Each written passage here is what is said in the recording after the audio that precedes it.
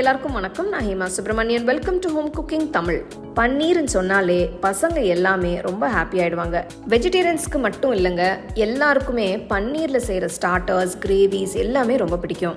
இன்னைக்கு நான் ஒரு நல்ல கிறிஸ்பியான பன்னீர் குர்குரே தான் பண்ண போகிறேன். வாங்க எப்படி செய்கிறதுன்னு பார்க்கலாம். இந்த ரெசிபிக்கு நான் 400 கிராம் ஃப்ரெஷ்ஷான பன்னீர் எடுத்திருக்கேன். இதை நல்லா நீல வாக்கில் ஃபிங்கர் சிப்ஸுக்கு கட் பண்ணுற மாதிரி கட் பண்ணிக்கலாம். ரொம்ப மெலிசாவும் இல்லாமல் ரொம்ப திக்காகவும் இல்லாமல் மீடியமாக கட் பண்ணிட்டா சரியாக இருக்கும்.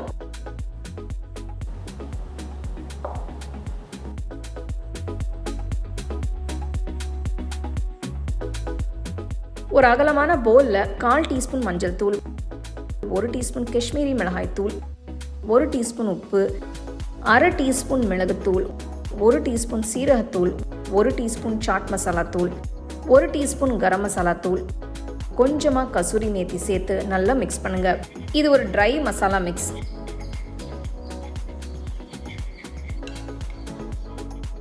இப்போ இதில் நறுக்கி வச்ச பன்னீர் பீசஸை சேர்த்து மசாலா நல்லா எல்லா பக்கமும் கவர் ஆகிற மாதிரி மிக்ஸ் பண்ணுங்க. மசாலாவில் பன்னீரை நல்லா கலந்து விட்டு ஒரு 15 நிமிஷம் ஊற விடுங்க.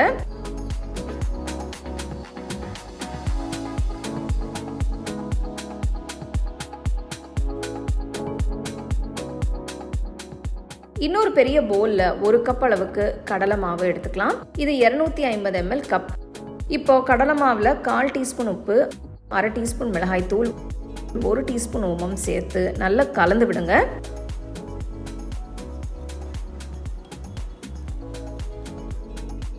எல்லாத்தையும் நல்லா கலந்ததும் இதில் 1 கப் அளவுக்கு தண்ணி ஊற்றி கட்டிகள் இல்லாமல் நல்லா ஸ்மூத்தாக கரைச்சிக்கோங்க. ஒரு விஸ்க் வச்சு செஞ்சீங்கன்னா உங்களுக்கு நல்லா ஈஸியாக இருக்கும்.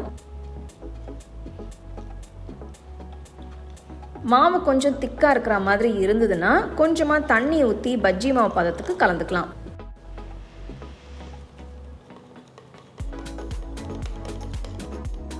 இப்போ மசாலா தடவி வச்ச பன்னீர் ஊற வச்சு 15 நிமிஷம் ஆயிடுச்சு. இப்போ பன்னீர் மேலே 1 டீஸ்பூன் எண்ணெயை ஊற்றி கொஞ்சமாக நறுக்கின கொத்தமல்லியை தூவி நம்ம கரைச்சி வச்சிருக்கிற கடலை மாவு கலவையை பன்னீர் மேலே மெதுவாக ஊற்றுங்க. ஊற்றிட்டு எல்லா பன்னீர் பீசஸ் மேலேயும் நல்லா கோட் ஆகிற மாதிரி கலந்து விட்டு இன்னொரு 15 நிமிஷம் ஊற வச்சுக்கலாம்.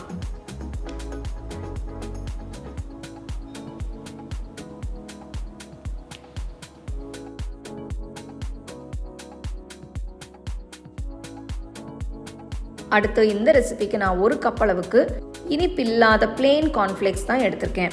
இதுலேருந்து பாதி அளவு எடுத்து ஒரு பெரிய பவுலில் சேர்த்து உங்கள் கையால் நல்லா உடச்சி விடுங்க. எவ்வளோ க்ரஷ் ஆகுதோ அவ்வளோ போதும். ரொம்ப பொடிசாக ஆகணும்னு அவசியம் இல்லை.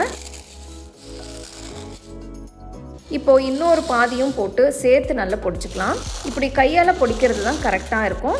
உங்களுக்கு இப்படி செய்ய முடியலன்னா மிக்சர் ஜாரில் போட்டு பல்ஸ் மோடில் செய்யலாம்.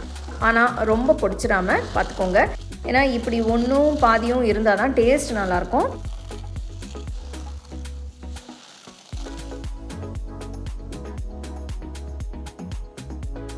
இப்போ கையால் பொடிச்சு வச்ச கார்ன்ஃப்ளேக்ஸை ஒரு பிளேட்டுக்கு மாற்றி வச்சிடலாம்.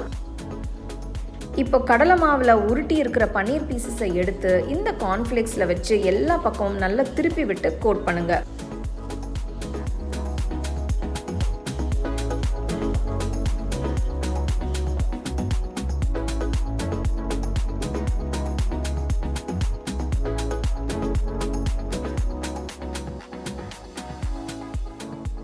இதே மாதிரி எல்லா பீசஸையும் ரெடி பண்ணி வச்சுக்கலாம்.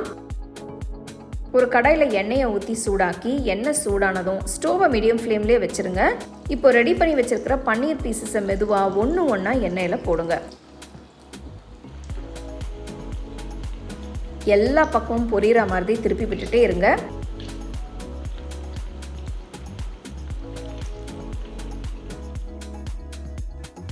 நல்ல பொன்னிறமாக பொரிஞ்சதும் எண்ணெயிலேருந்து எடுத்துட்டு நல்லா சூடாக சர்வ் பண்ணுங்க.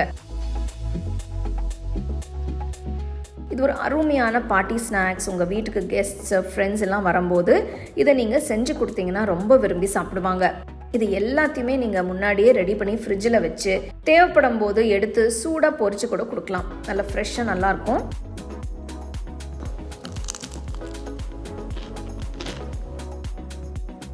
பன்னீர் குர்குரே பிரமாதமாக இருக்குது. உள்ளே நல்லா சாஃப்டாக ஜூஸியாக அந்த ஃப்ளேவர்ஸோட, வெளியில் நல்லா கிறிஸ்பியாக, சான்ஸே இல்லை, வேறு லெவலில் இருக்குது. ரொம்ப சிம்பிளான ரெசிபி, கண்டிப்பாக ட்ரை பண்ணி பாருங்கள். The second edition of the Home Cooking book is now available on Amazon as well as on shop.homecookingshow.in.